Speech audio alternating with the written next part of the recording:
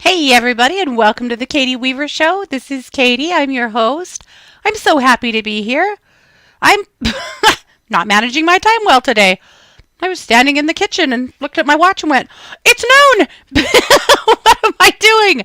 I mean, I was ready for the show. I was just in there filling up my water and stuff and acting like I had all the time in the world. So I apologize for that, but I am here now. You know how it is. It kind of makes me laugh because whether this is the self-fulfilling prophecy or not, I don't know. But there was the Daily Dish indicated that today would be one of those fast energy days, where it would be easy to be running late or not have your shit together. So apparently that's me, and my shit is not together, but it's all okay. Yes. Oh, well, Suzanne, I'm late. That's probably why. But I'm glad you're over here. Anyway, I'm just getting my banner up. I want to let you know that we are over in the chat room, and you can find that by heading over to 12radio.com. Click on the chat button, and you'll be redirected into the Facebook chat. I also want to let you, and you'll see that's a private group, so you do need to ask for entry, or you just join it. It'll automatically let you join. But and you'll see my banner there at the top of the page. And you can also come to this as a live stream if you'd rather. And you can find that by heading over to 12radio.com.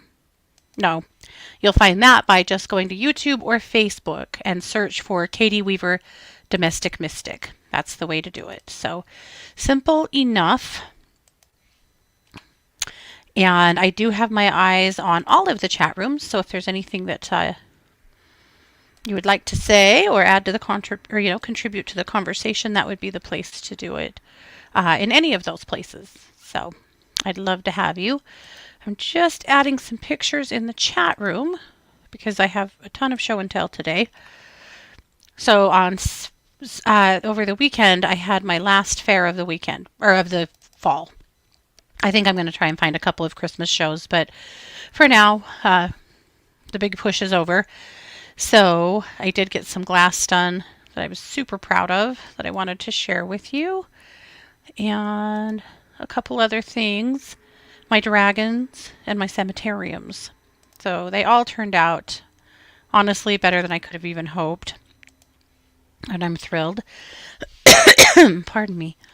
So I just wanted to share it all. But the way the groups, this is a frustration for me, and I know this is a real first world problem, but in Facebook groups, you can't bulk add pictures. You have to add them one at a time, which is very annoying and takes forever. So it's probably fine, but that's what I'm doing. And we are cooling down. It is chilly here in the mornings. By this weekend, our high is like 50. So it's we're getting there. But, in Idaho, if the kids haven't had to wear snowsuits for trick-or-treating, have we really even been here? Because that's pretty normal. But also, you guys, did you get to see the Northern Lights where you live? We did, and they were awesome. We also had the opportunity, in viewing the Northern Lights, to see the tail of the comet. There's a comet that's over Idaho right now. And so not only did we get the Northern Lights, but I got a picture of the comet tail in the Northern Lights. So I'm posting a couple of those pictures in the chat room right now too, and then I'll share them with you on the live stream. But that was pretty cool. The night that we knew we'd hopefully be able to see the Northern Lights, I had wanted to drive out on the desert. There's a place not too far from us that's just known as the sand dunes here. And it is exactly that. It's an ancient ocean bed from, a gazillion years ago. And they're large sand dunes that people come all over the world here to ride motorcycles and four-wheelers and snowmobiles and things. And I had seen the last time there were Northern Lights, people taking pictures of the Northern Lights with the sand dunes in the shot.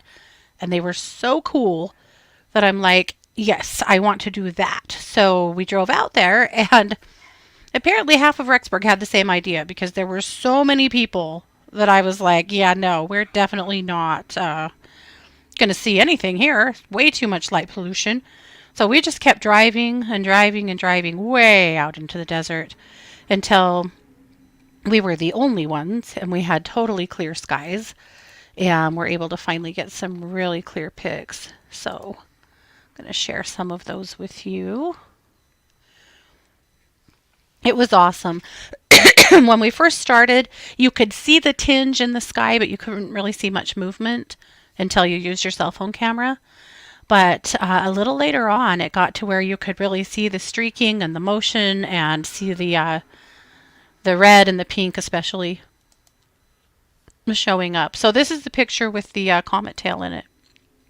We didn't see the comet. My back was to it. I had just taken pictures of that side of the sky, turned around, came back, and there was the comet tail. So I didn't see the whole thing, but I did get this anyway. So that's pretty cool. But Scott and I both got some really, really pretty shots. This one I was like, I mean, you can see all the stars. Could you see it more around the edges, not like right above you? So I was seeing how far above me I could shoot and still see some of the northern lights. So you can see some aurora here in the corner. I didn't know if we'd be able to see it because it had been cloudy that whole day. And I finally went outside. Well, and it even rained about 8, and I was like, damn it, that's going to suck. But then I went outside about 9:30, and I could see that the sky was starting to clear. So I'm like, get in the car.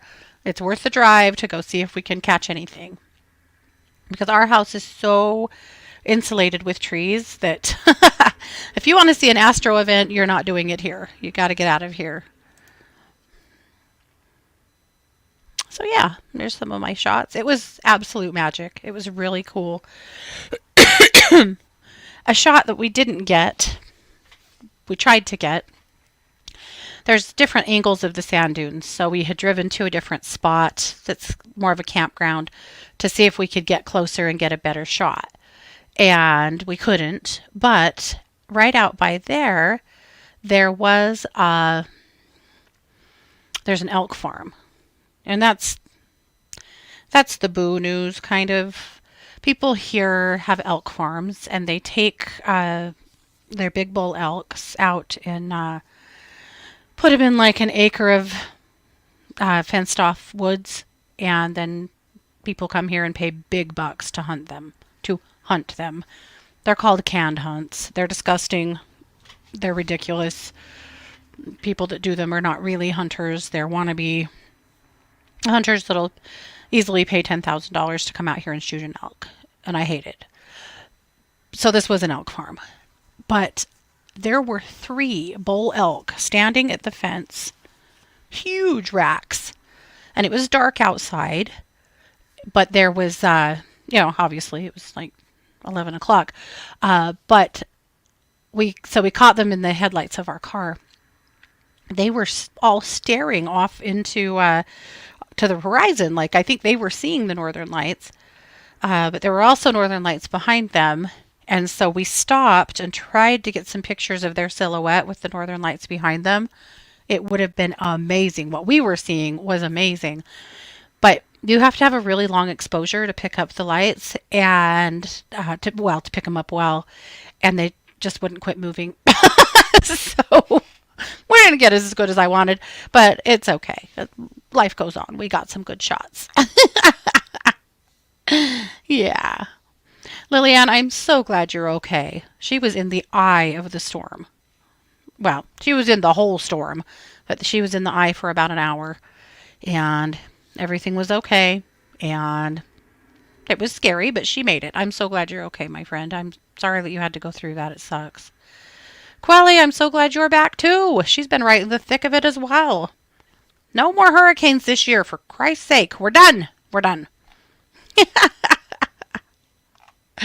Yeah, very scary. Well, let's do some show and tell. So I already put it all up in the chat, but I'm going to share my cemeteriums. So they were glass containers that I built into tiny little cemetery scenes. It's just something I saw online that I thought was fun. Instead of making terrariums, you make cemeteriums. And I did sell all three of these. So this one is kind of cool because I used uranium glass, little uranium glass stones that I fused as pebbles for the walkway. And then I installed those little hidden black lights for to light the path, and so the uranium glass glows, which is pretty cool. But there's also, you know, some graves in there. There's some skeleton heads in there. There's some other cool stuff, but that walkway is pretty amazing. This one is in a container that's kind of iridescent, so you can kind of see the affect from that. But we've got some statues. This one has street lamps. We've got some graves. We've got some other funerary things. But that's how that one turned out. And the girl that's buying that one, she is mad for ghosts. And in fact, when she came to the fair, she had ghost earrings and a ghost shirt and was all ghosted out. And when she saw this container actually looks like a ghost, she had to have it. And then this is the really big one. It's like a giant fishbowl. And it's got the most in it. It's got the chapel in it.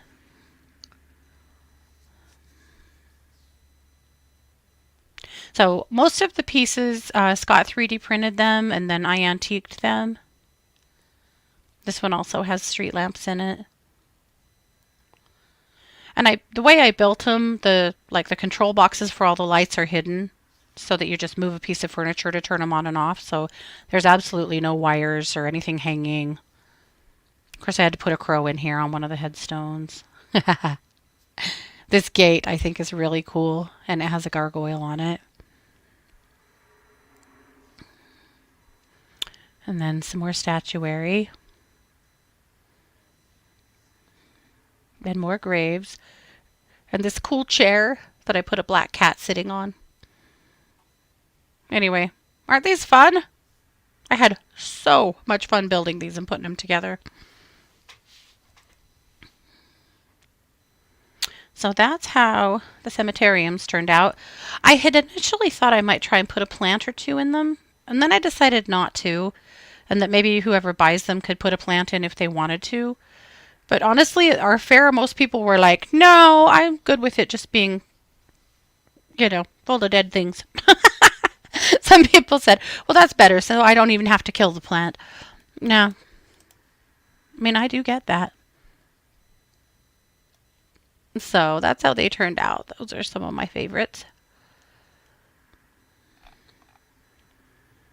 No, you could definitely not put a fish in there. Yeah, not the way I have them. There's no water in there. No. I mean, if instead of, well, I mean, you could. I don't know if my pieces, I think that some of the 3D printed pieces would float, so I don't know how you'd have to anchor those.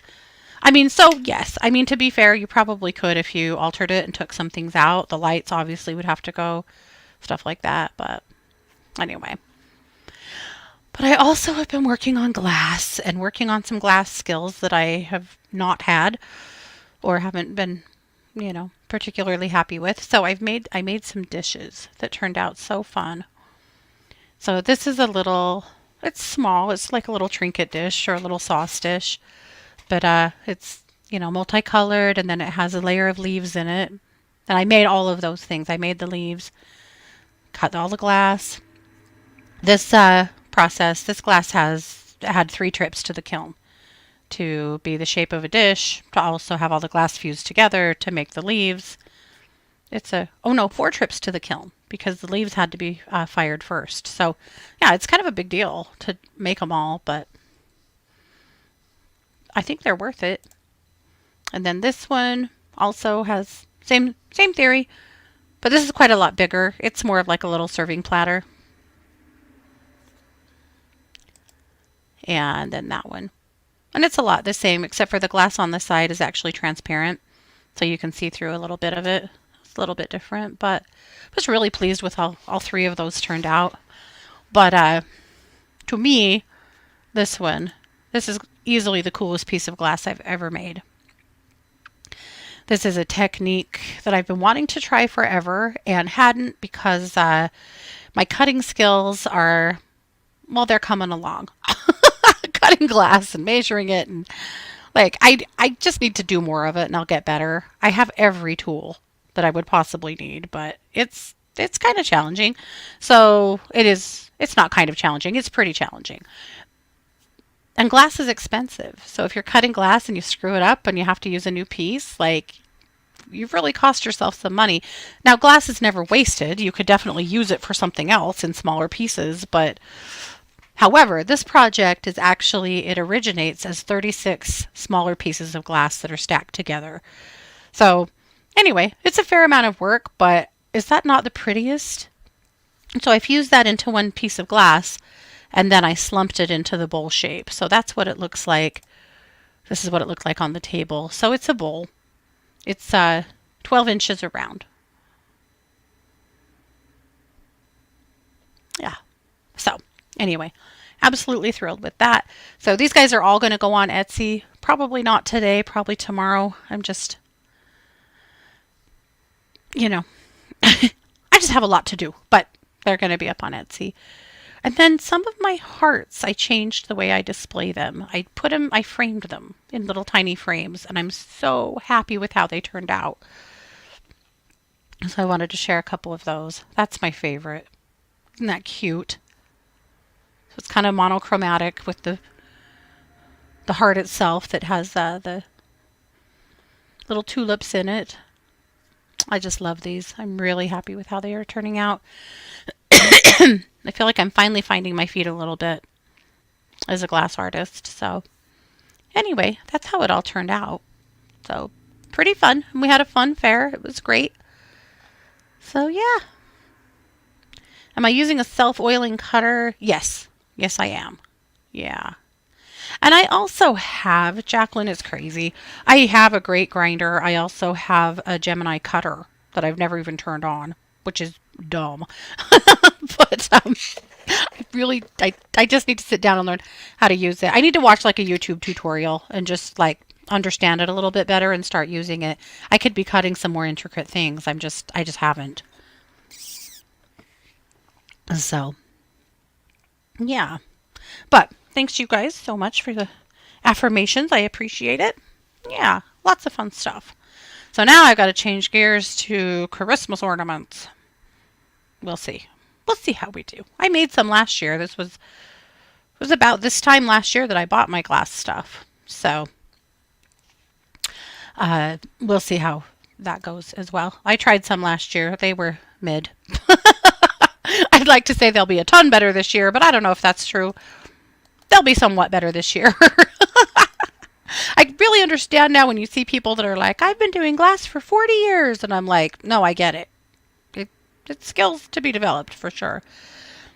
And also, my safety techniques sometimes are lacking.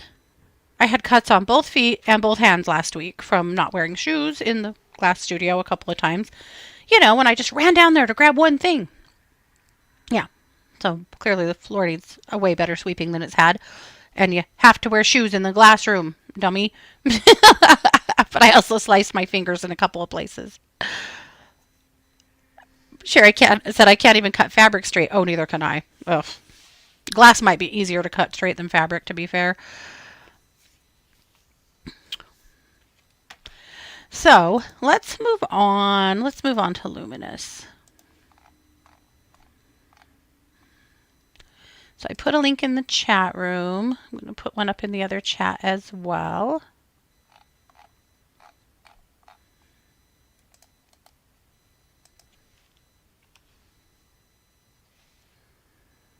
And I'm going to share it to my to the live stream also. So let me do that.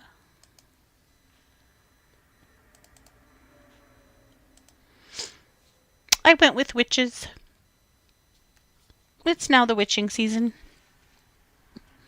And that's what we're talking about today. Also. All right. So I did call this episode edition, the season of the witch, because it's witchy season. And I know some of you feel witchy and some of you don't, but I thought it might be fun. I put together a little questionnaire. You might be a witch if. I put together 20 points of reference to think about.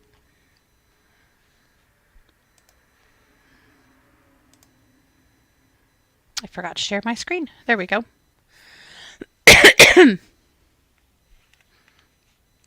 Oh, I love spell jars too, Kev. I'm with you. They're so much fun. I think bitchy and witchy are basically interchangeable. Yes. If you're a badass bitch, aren't you witchy? I think so.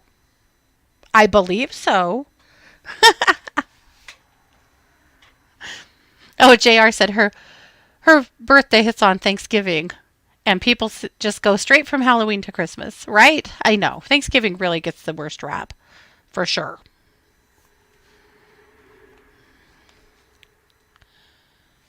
Okay, well, let's get into it and you decide if you are a witch. Years ago, many years ago, when we had first opened Healing Hands, and we were really just doing energy work and starting to do readings and having a few like discussion groups, book groups, classes and things here and there. And there was a woman who used to come in named Kim, who was a self-proclaimed witch. And Kim was one of those people that makes everyone around her uncomfortable.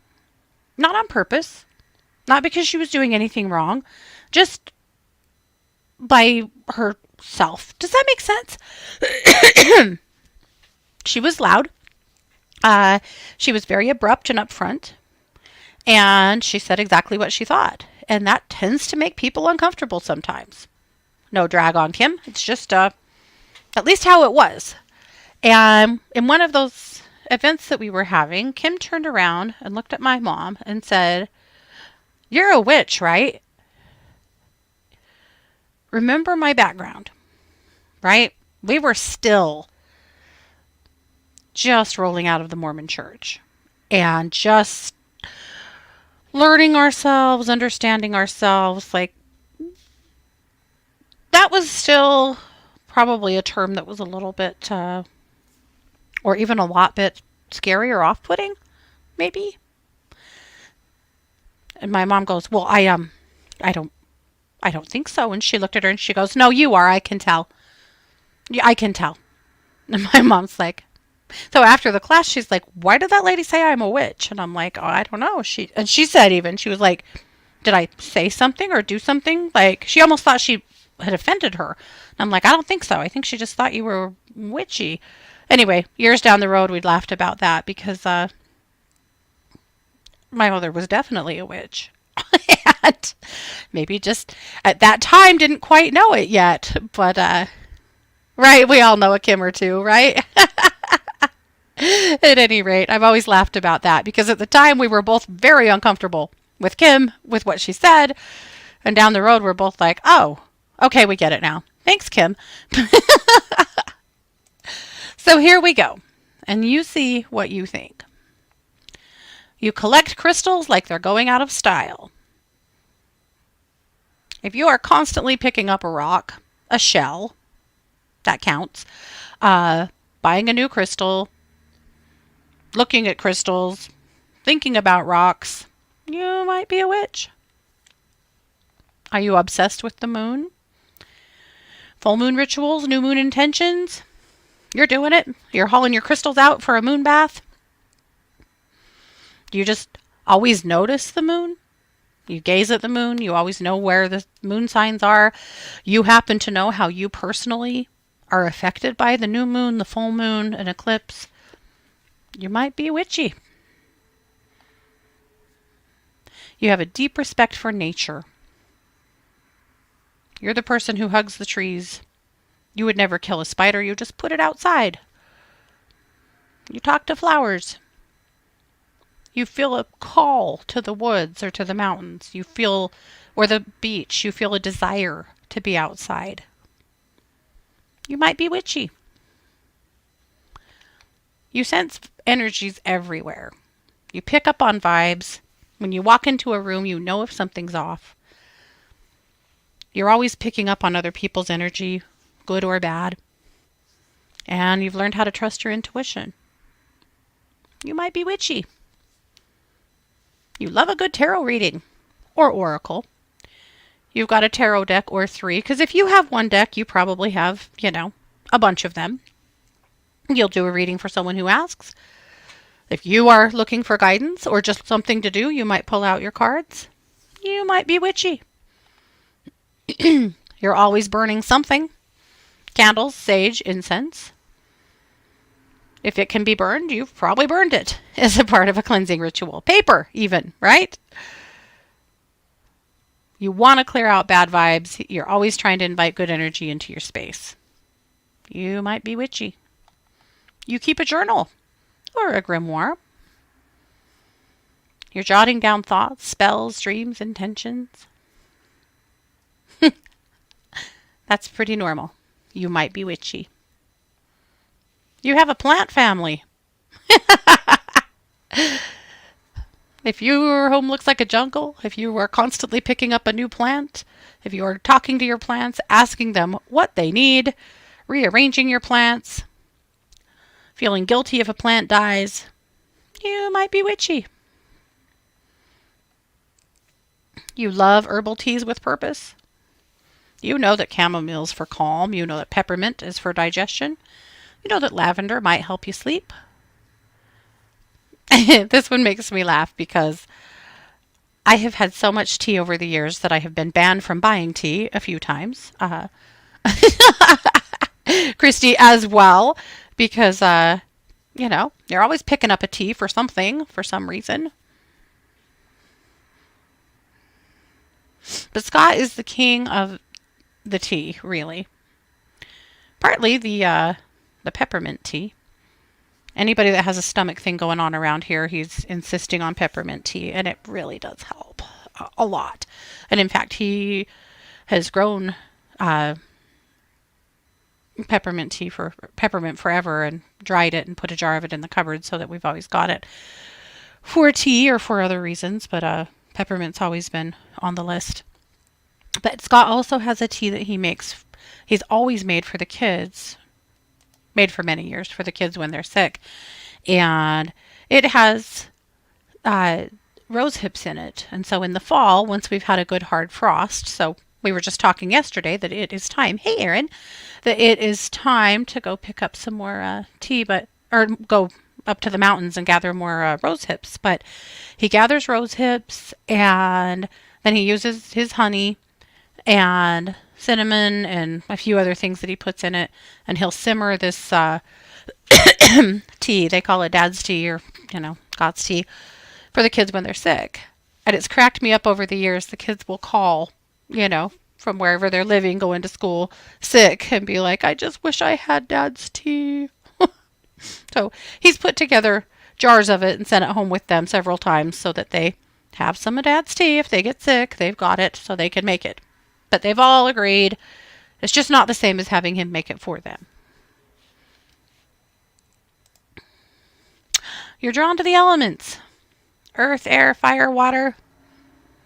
You are more drawn to them than other people. You feel a connection to the elements. You may incorporate the elements into your daily life.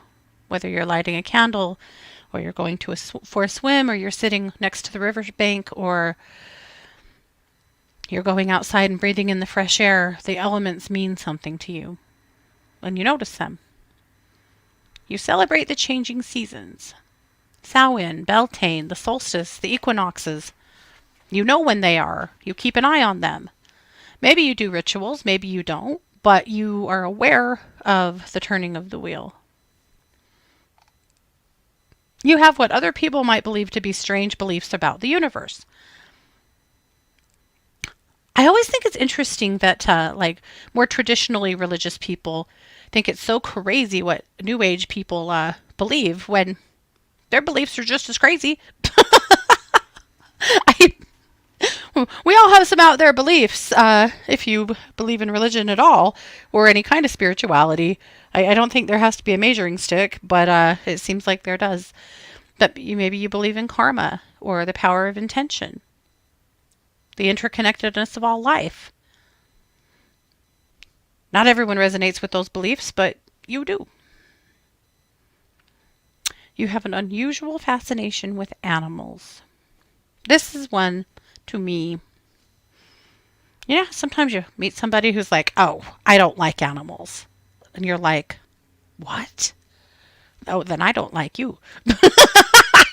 That's terrible. That's not fair. Some people have had bad experiences. I get that. But people that are more witchy tend to they're the ones that when they come to your party, they're totally coming to see your dog, not you or your cat. Crows, cats, wolves, certain animals seem to appear to you more often than not. You might even have a familiar, like a pet, or an animal that seems to always cross your path that you feel a special bond with. But having deep connections to animals, you might be witchy. You live for divination tools, pendulums, runes, palmistry. If it can give you insight into the future, you're here for it. You know your way around the tools, and you love connecting with your intuition. It has been said that divination tools are just toys for your spirit, and I think that's entirely true.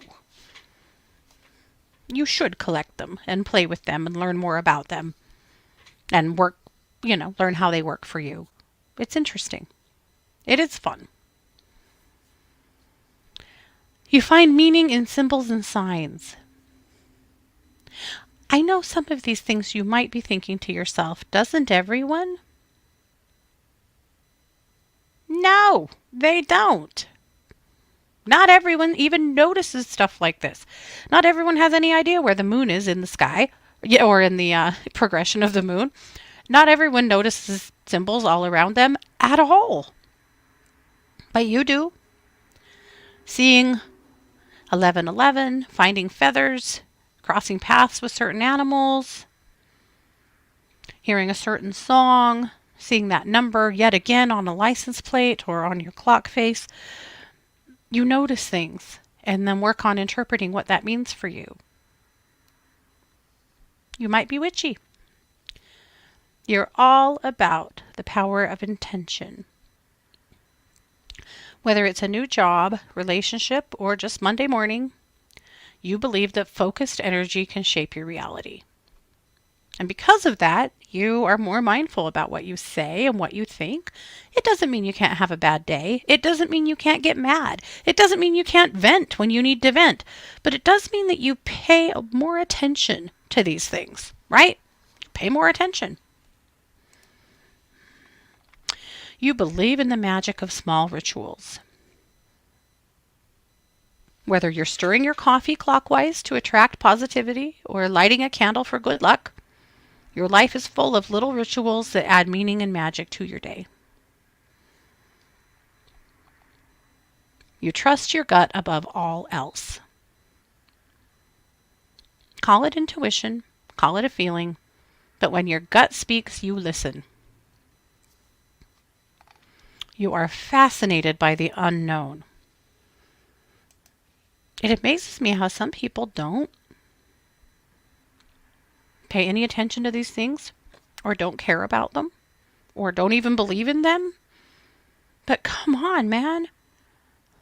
There's a ghost story waiting to be experienced around every corner. Astrology, past lives. Why do you have this phobia? Why do you feel the way you do about a certain country? Why did you think you would only live until you were 21? Why do you have those dreams?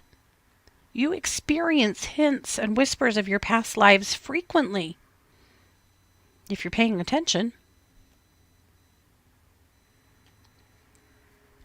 You feel a connection with your ancestors. You often think about those who came before you, feeling like they're watching over you or guiding you.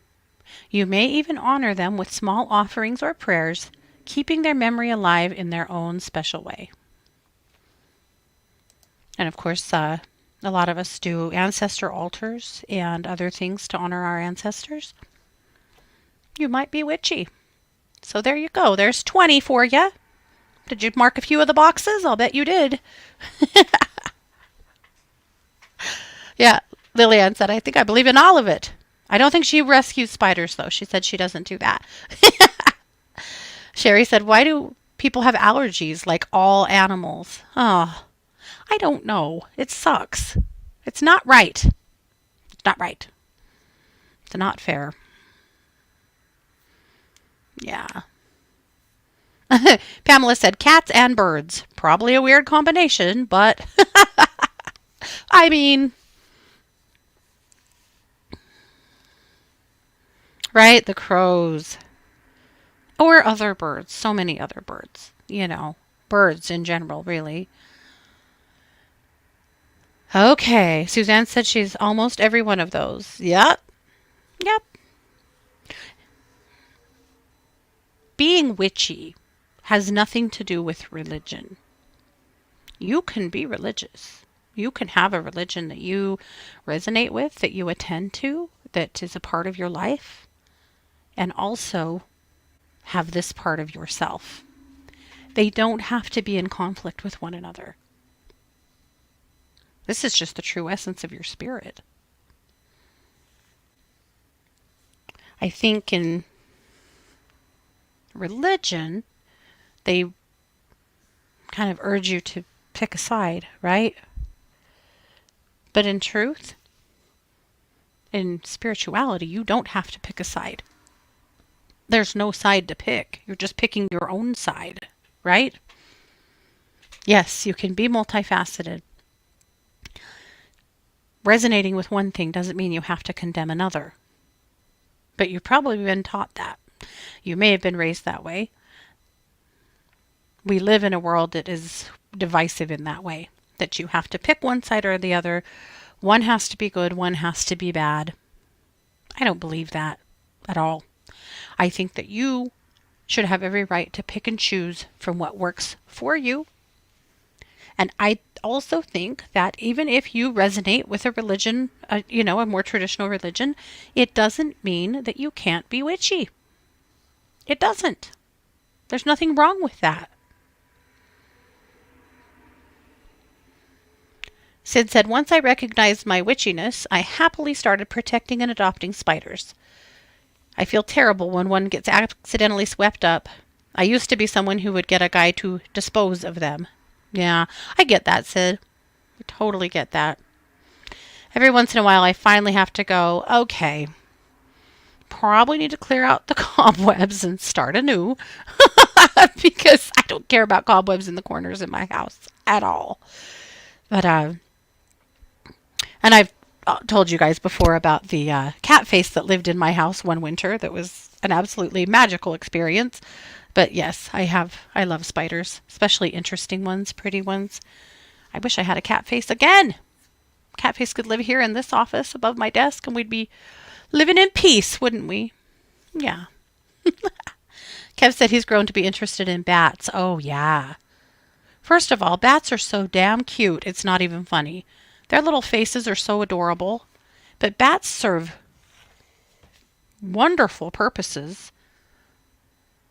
I have often wanted to build bat boxes out in my pasture, but we live right against the highway, and I've worried that that would be maybe disruptive, actually, or unsafe for bats at the end of the day, so I haven't done it.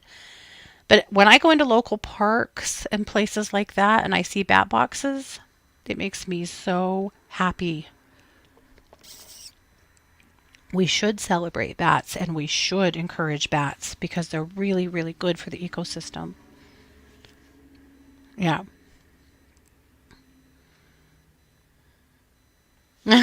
Sid said, I love when the daddy long legs do their Cirque du Soleil routines in my kitchen sink. There's tons of cool spiders in hot climates. They make gorgeous webs. Right. You have a lot more spiders than we do, actually. Oh, Lillian said, right now I have ghost ants driving me crazy. Ugh. Okay. I might not love that either. Pamela said, sorry, but why do they want to hang out in the ceiling right over my head? Pamela, they like you. They like you, that's why. I'm going to run over to the other chat room here quick.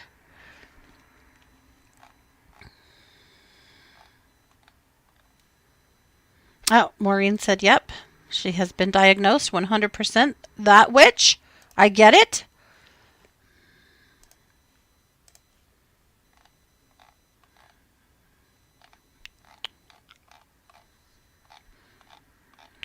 Come on, Facebook. Why are you like this? Okay. Alrighty. Let's keep moving. Kelly's article this week, you guys. Amazing. I didn't know this. Did you know that Kamala Harris isn't the first black woman to run for POTUS? I had no idea. There have been 5 black men who have run, starting with Frederick Douglass in 1888. And then, of course, Barack Obama was the first black president. But in 1972, a woman named Shirley Chisholm was the first black woman in Congress and ran on a presidential ticket. I had no idea. I've never heard that before. That's amazing. Her article is great, but if you scroll clear to the bottom, there is a link here to just go and listen to her podcast about Shirley as well. So check it out. And thank you, Kelly, for all of your great research. You've taught me a lot from this Refeminist History blog. It's awesome. Okay, I put together a candle magic spell for connecting to your ancestors, in case you wanted to do a little bit more of that these days.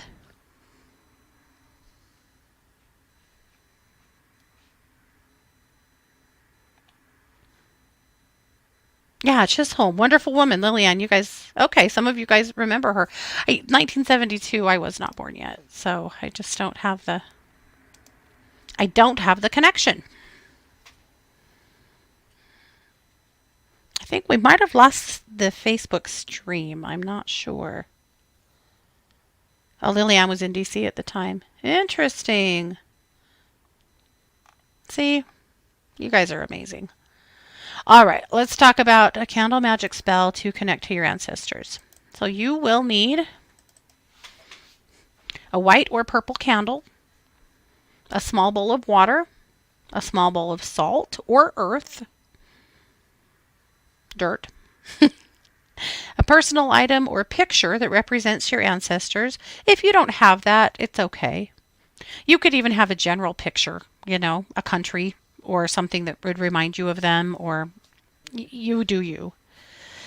And of course, a quiet, comfortable space to work. So set up your space first. Find a peaceful spot where you won't be disturbed. Put the candle in the center of your workspace with the bowl of water on one side and the bowl of salt on the other. And of course, if you're using a picture, place that nearby as well. And then light your candle. As you light it, take a few deep breaths. Imagine a soft, warm light surrounding you and set the intention to connect with your ancestors. Feel gratitude for them and invite them to join you in this moment. Say an invocation. And this is my suggested one, but you could say whatever you want.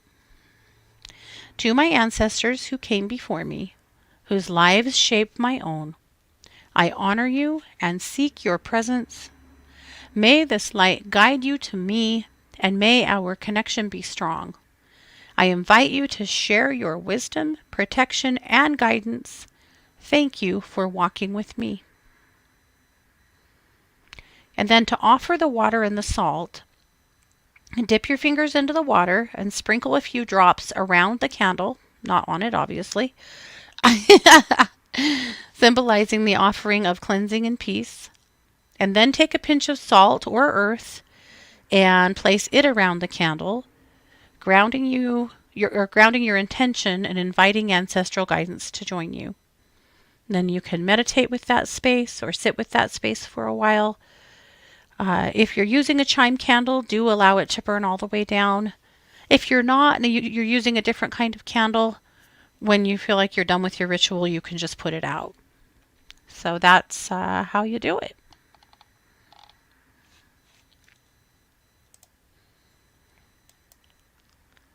Okay, Christy's energy exercise for us is the Divine Spark.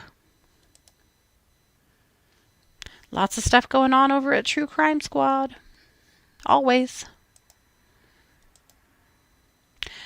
Jamie Dawn has a brand new video. The full moon eclipse in Aries, fears and insecurities, and things that are changing. Did a lot of good things to say. Lots of meditations over at Planet Meditation, and since we're looking down the barrel of a full moon, I made sure to put in a meditation for the full moon. And that's luminous for the week, so I hope that you found some goodies in there that were good for you. Yeah, at least the witch quiz, right? Yeah.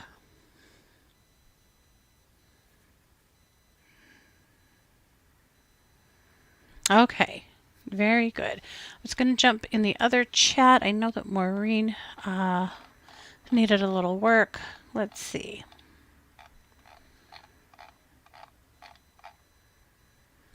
She said she would love an energy clearing if time permits. She just got home from a fab trip and is now sick. Well, Maureen, you pay to play, apparently.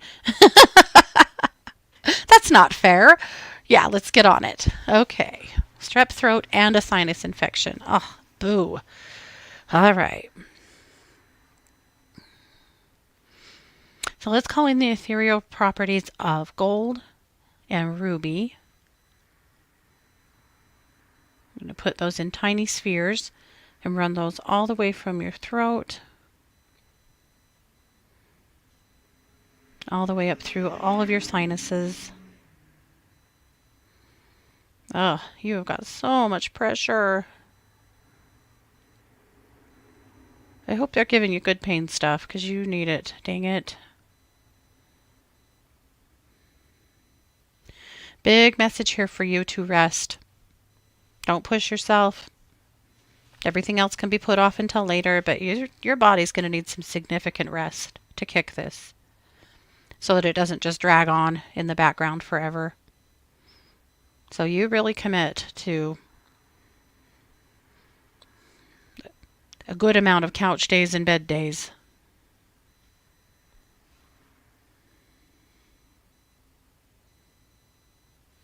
You use DoorDash and Husband Dash to get what you need. But you are staying home and resting. Okay.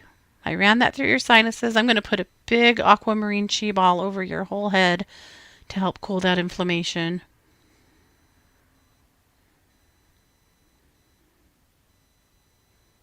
Good. Okay. All right. So I'm going to hold space with you that blasts out of here in a minute, Maureen. I'm sorry you're going through that. That sucks.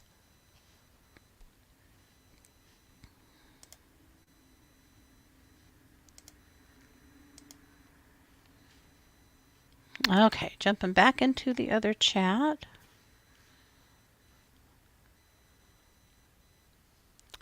Oh, Lillian said at the time she was 22 and living up in Georgetown. Oh, wow. I'll bet that was an amazing time to be there. Agree. Wow. Very cool. I love it. By the way, are you registered to vote?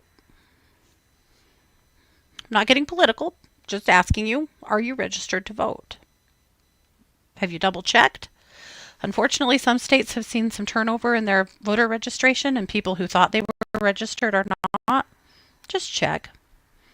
I already have my ballot. It's sitting on the kitchen table waiting for me to fill it out.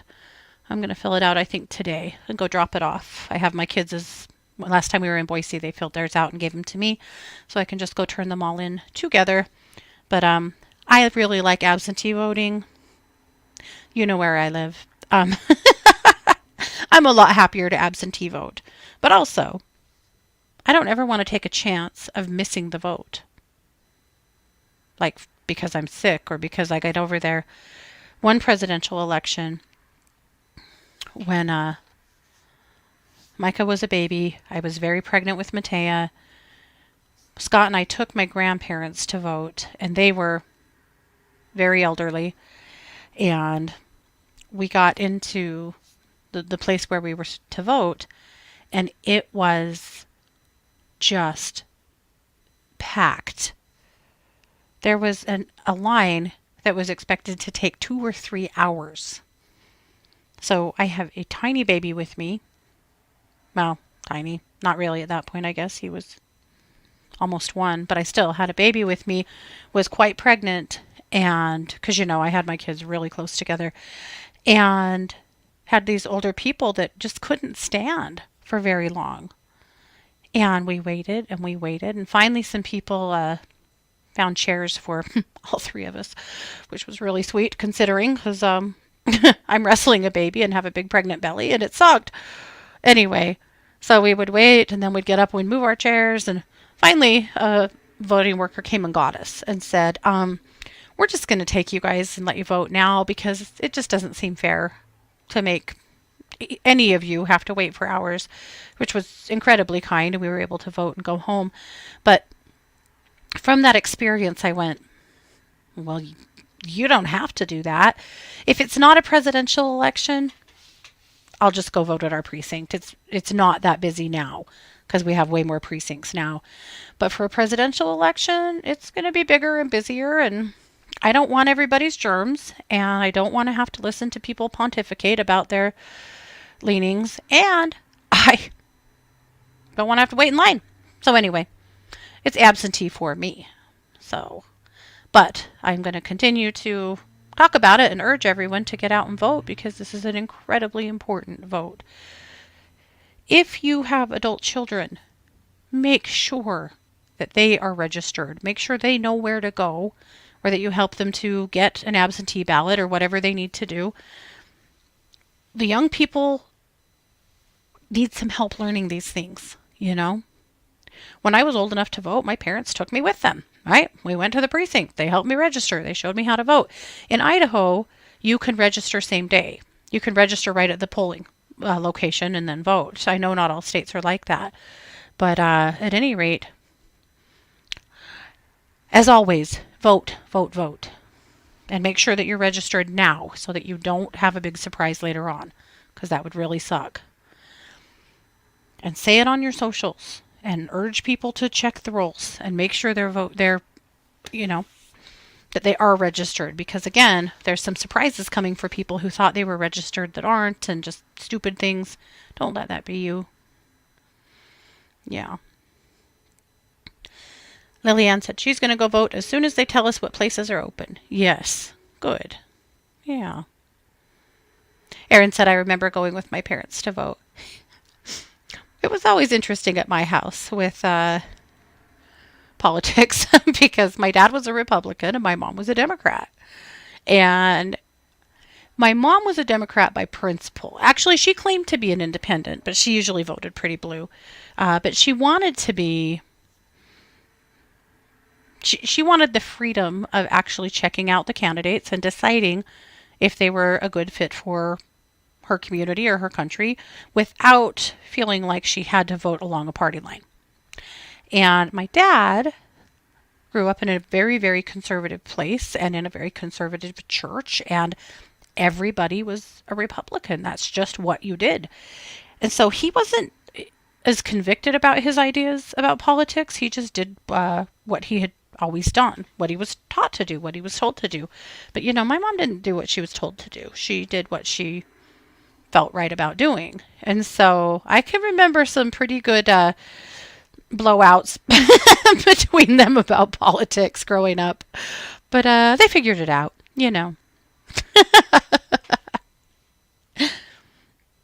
My dad came from an era and an area where the husband told the wife how to vote. And he tried that about one time. and learned the hard way that my mother would not be told how to vote, nor would she really be contained in any way whatsoever. But my mom said she could remember when they'd go to vote, like with my grandparents, that on their way in, he would turn and tell her who to vote for, and then that's what she'd do. That's how they did it. But it won't be her. No, it would not. I have not watched. Lillian said, if you get a chance to watch Rachel Maddow last night, please do. It was really important. I have not, but hopefully I will. In the true crime world, we have 3 trials going on right now that I'm keeping an eye on. So it's there's a lot going on. Interesting, really interesting stuff going on. But I will try, Lillian. I agree with doing so. Sid said, will you please ask Darcy Pup how I can get him to be calm for nail trims? We've taken a break. It was full on wrestling, squirming, blood drawn. Would a grinder be easier for him? Let me check in with him, Sid.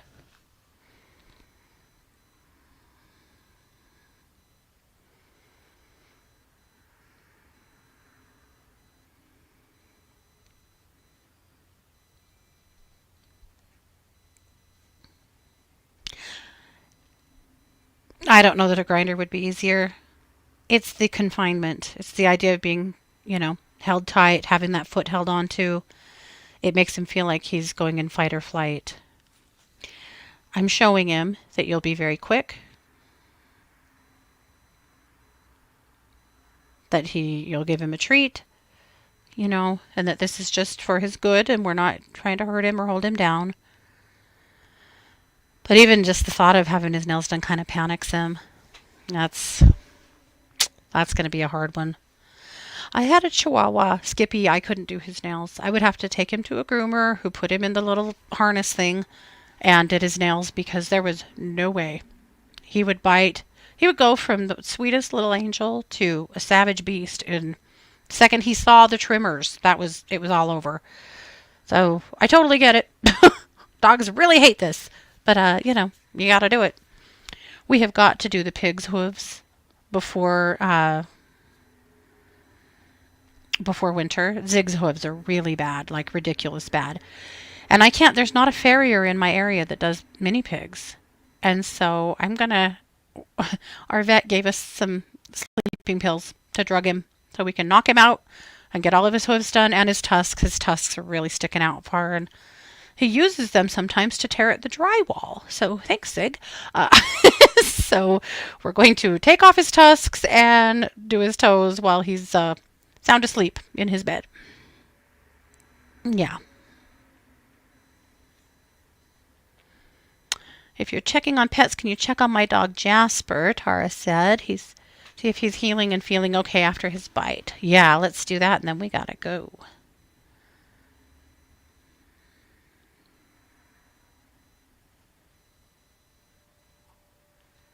Yeah, he is. He is. And he seems to be feeling very babied and cared for, Tara. So, yeah, I think he's okay. Yeah. All right, you guys. I got to go. So, thanks so much for being here. I'll be back next week, but don't forget I am a professional psychic advisor over at one2listen.com, and I will be back over there here in a few minutes, and I'll be there all day and every day. So come check in with me over at one2listen.com and get a reading. I would love to connect with you there. Thanks so much for being here. This has been another edition of the Katie Weaver Show here on 12 Radio, where we're changing the way you listen to the world.